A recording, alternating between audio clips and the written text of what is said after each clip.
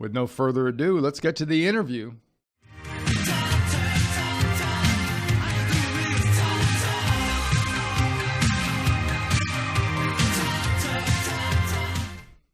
All right, as promised, I'm joined right now by Greg Gutfeld from the Greg Gutfeld Show, from The Five, from Red Eye, if you have a really good memory from back in the day and couldn't really sleep. And Greg's got a best-selling book out now that is a compilation of all his monologues. And joining me now is Greg Gutfeld. Greg, thank you. Hey, thank you, Randy. How you doing? I'm doing fantastic. I'm doing really good. Hey, do you need like a regular update? You know, we all have updates on our phones or iWatches or whatever to remind you where you are and what you're supposed to be doing as far as what city are you in and what time's my show? It probably isn't as bad as when you were playing ball, but when you're doing a book tour, it does get kind of confusing, and you meet so many people, and the only thing that keeps me going is coffee. Because that's you have to. I think I tripled the quantity of caffeine when you're on a book tour, and that means then you have to eat a lot of mint because you're always shaking hands and you don't want to smell like some, office canteen, But it is pretty crazy. The fans are great though. As you know, there's you got to be up for everybody because even though you've seen a lot of people, they're only seeing you for the first time. So you got to be the best person you can be, even if you're exhausted. You sound like a poster slogan. Be all that you can be. I know that sounded really cliched. I'm embarrassed for that stereotype. And just so a little background, I was on your show, the Super Bowl show, I guess, for Super Bowl 51, the one in Houston. Right. And I learned something about you that before that I really didn't know. And that was that you were from San Bruno. And San Mateo. Oh, San Mateo, right. That's right. And you have a little background. My mother-in-law and your mom. Yeah, I think it's your mother-in-law and my mother were part of the same bridge club. Okay. And so my mom would always come home and go, Randy Cross's mother I played bridge with her today. This has got to be like maybe 15 years ago. Oh, at least. I think. No, yeah, more like 25. Yeah.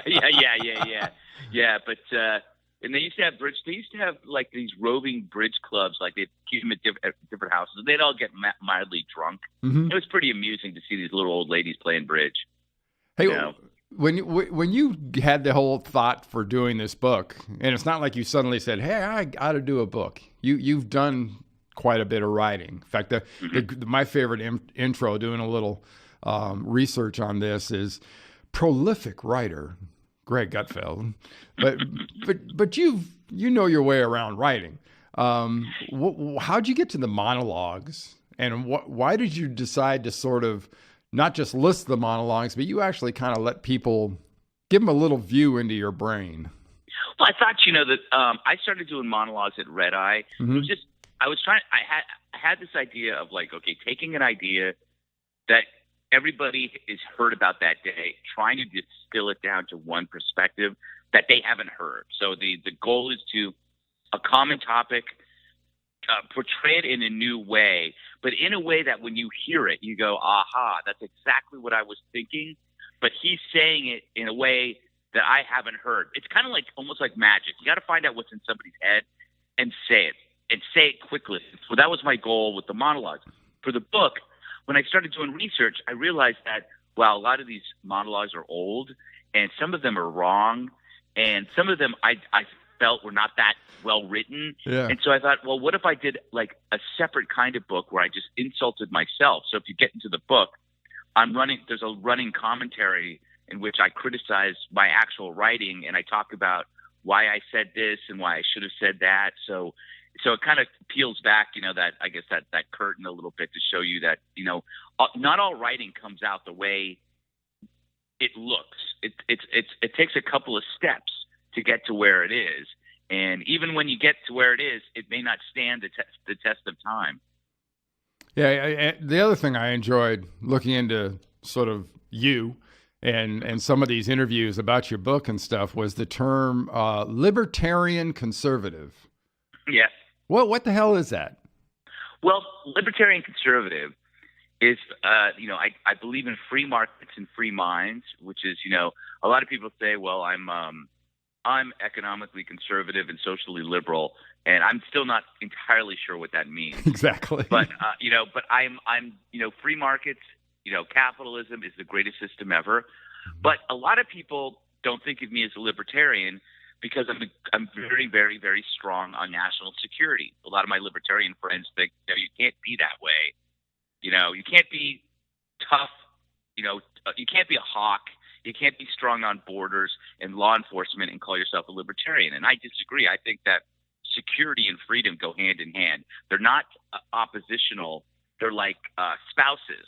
They complement each other. So in order to have freedom, you got to have security. And if you want to have security, you got to have people who are enjoying their freedom. So they kind of go together. A good example is, if you want to look at the opposite, you take a look at something like Somalia, where you have total freedom. You have no security. I mean, you have absolutely no security at all. So you would assume you'd have total freedom. Yeah. But in fact, it's the most dangerous place in the world to live. You can surely do whatever you want there in Somalia, but so can everybody else. So the idea that like one hurts the other, that security hurts freedom is BS. That's why I would say I'm a libertarian conservative in that I believe in free markets, free minds, but you gotta be secure. All right. And you talked about sort of admitting in a self-effacing way, sort of sometimes you're wrong, and it does not all bad to point that out. And I noticed in one of the interviews during your book tour, you were talking about Donald Trump and that whole phenomenon when it first started, as far back as even 15, but into 16, that you thought it was kind of a quirky novelty, but you at the time you really didn't think that had any legs, did you? Oh no. In fact, I have no problems admitting that, because I'd say that even most in the Trump administration, everybody didn't think that he had a chance and didn't take it seriously. In fact, I maintain that that's the reason why he won, was because the media, specifically CNN, were devoted so much media time to Trump because they felt he didn't have a chance. But he was great for ratings. It was highly entertaining, and they assumed that Hillary had it in the bag, that she was going to win. So they just gave him, I don't know how billions in free airtime, and all the cable networks showed him because he was just entertaining. But for a lot of people that supported Hillary, they were doing it because they thought it was just like, you know what? If he gets more airtime, that just helps Hillary anyway. They had no idea that they actually helped elect him. That's the real story, is that because they treated him like a joke, the joke kicked their butt. Yeah, and isn't that, in a nutshell, even now, 2 years almost later, why a lot of people still don't get what he is? I mean, he has been, and he's got a lot of flaws. He's got a lot of negatives. You can't argue those points. As far as, he's about as tactful is not even in his vocabulary. Right. But he's the anti-politician. Everything he does is not only fodder for a monologue for you, but one of the reasons, and a lot of the media walks around with their hair on fire, is they're just, he triggers them. Yes, and they keep reliving the trigger every day. That's I talk about the book that I was, his lack of tact was troubling even for me, and I'm an obnoxious jerk. And he would drive me crazy, but then once he was elected, I decided, okay, you accept the personality, or you're going to go crazy. So because you can't keep waking up every day and being the same problem. If you have an obnoxious uncle, you just kind of assume the fact that he's obnoxious. You don't wake up every morning and go, oh my God, he's obnoxious. That's what the press does with Trump, is that they keep acting like they never knew that he was like this. Well, now he's president. You knew he was like this. Now you got to move on. And my advice has always been to focus on his deeds and not his words, because then you could make clearer points about whether he's actually doing any good.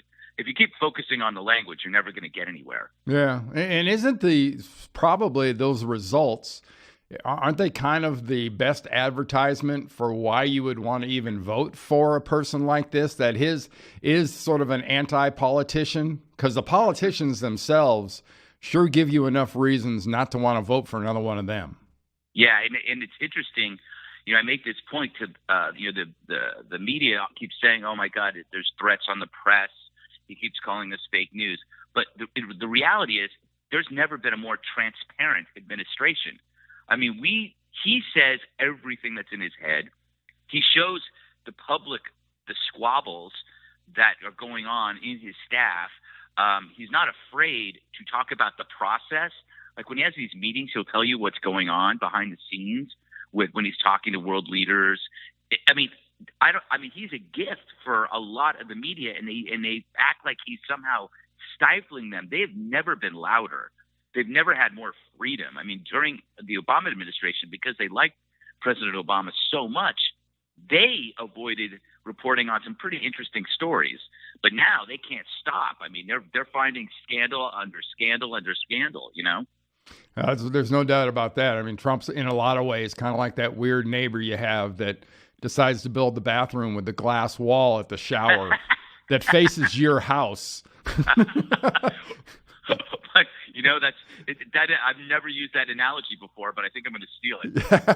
Hey, what's the derivation or the starting point for the whole thing with the unicorns? On Red Eye, yeah. I honestly don't know how it started, but I think I started making a joke about, wouldn't it be weird for a grown man to be obsessed with unicorns, because it's such a silly, unusual thing. And so I would always I think I started drawing unicorns and giving them away. And then kids started watching the show, and they liked the crazy guy who drew unicorns. And now whenever I go anywhere, people will give me unicorns. And now I have that mug on the table of the five. And so people see that. And that was a gift from a viewer. And every time that little horn breaks, somebody buys me a new one. It's incredible. Hey, how do you best describe, because when people read your bio and whatnot, and back in the day, I'll be honest, I didn't watch it live, but I would tape it. Or tape it. That's dating myself. But I'd have it on my DVR. How would you best describe to someone that never saw Red Eye what Red Eye was? I would say that Red Eye to television was like when you make a sandwich at 3 a.m. drunk. You come home from a bar and you look in the fridge and you don't really have a lot of ingredients because you don't have a lot of money because you're like a college kid, but you got some ketchup, you have some salami, and you have two ends from the bread, and you make a sandwich. That's Red Eye. Red Eye is making a sandwich when you're drunk. And it actually turns out to taste like the greatest sandwich ever, even though the next day you're looking at the mess you made. But it's really about making the best out of the ingredients you have, and it became a cult favorite because of that. Yeah, it was fun because it was something that was late at night, and it was totally irreverent, and it was a time at night where you really could get away with it. Yeah, exactly, because even the people at Fox weren't watching it. No one was up at 3 a.m. watching that, so we could get away with a lot of stuff. Hey, I'd be interested in your thoughts on this, because I've often talked about how information, and as important as information is, and as important it is for people to read and get as many sources of information as possible, when it comes to a lot of the media, it's almost impossible to really get the straight side of a story without having about half a dozen sources. Do you think that's ever going to go away? What's interesting, and somebody said this, and I can't remember who said it, but it's something that you would know, being in pro football. You never know how biased the media is until they write about something So, like, if you were present at an event or you were at a game and you were reading something, you go, that's not how it happened. Mm-hmm. That's not how it happened. That's the lesson that I think that once in everyone's life, they will have that lesson when they read something that they were at and they go, no, that's not how it is. And it makes me think that no matter what, you're never going to get unbiased you have to have an honest reporter has to admit that they have biases. That's number one. I think that they have to admit, yep, we're biased because we're human. But it's really weird. It's I don't think people understand when they're reading something that the people that are involved in that situation all feel like it's wrong. And because they always are talking about what's in people's heads. That's what drives me crazy. Is that for some reason reporters become mind readers and will say what Randy Cross was thinking. Mm-hmm. Like, you don't know what he was thinking. That's what drives me crazy. Is that they make these assumptions. And I've read I don't know how many pieces in which I was involved in, and there were inaccuracies. Sometimes the inaccuracies helped me. Sometimes they hurt. But it's like I go, that's not how it went. That's completely wrong. But it's like it's not worth chasing the reporter down and complaining, because then that makes the story bigger. Yeah. So I think it's a reality. That's the only way I can see it. Something that also has been I've been looking at askew are polls and the emphasis on polls. And right. you've done some great stuff in your monologues about polls and how wrong they've been and whatnot. But remember Miss Cleo, late night, the ad for the psychic? Are political polls just Miss Cleo waiting to happen? Yeah, you know what? It's weird. The problem with the polls, or what happened with Brexit and with Trump, people who are going to do what they want to do aren't going to tell you, and they factor that in, but they don't. They don't. It's like if somebody, people said they weren't going to vote for Brexit, did vote for Brexit. People who voted for Trump said they weren't voting for Trump. That's what happens. A lot of people don't, and I guess you can't factor that in. You just have to do your best. But I think that I think polls reflect what people tell pollsters. That's it. Yeah, and why can't we list when Fox and CNN and MSNBC and the rest have on these people from these companies, whether it's Gallup or anybody, it should be like sports. Under their name, right. Their batting average. Yeah, exactly. Should be right there. Season batting 227 on the season on facts. They would never have a job. They would never have a job, because that's true. Because they're predicated on the short-term memories of everybody else. Yeah. Well, what's next for you tour-wise? Well, believe it or not, I have to do an interview right after this with a radio station in Philly. So I actually have to hop off and do that. But then after that, it's back. I'm doing the 5. You'll see me at 5 o'clock. All right. Give my best to Kat and Big Tyrus. You got it. They're doing well. All right, man. Thank you so much, Greg. When you're in New York, you got to come and do the show. I will. Definitely. Thank you, Greg. Appreciate it, man. Buddy. All righty. Bye-bye.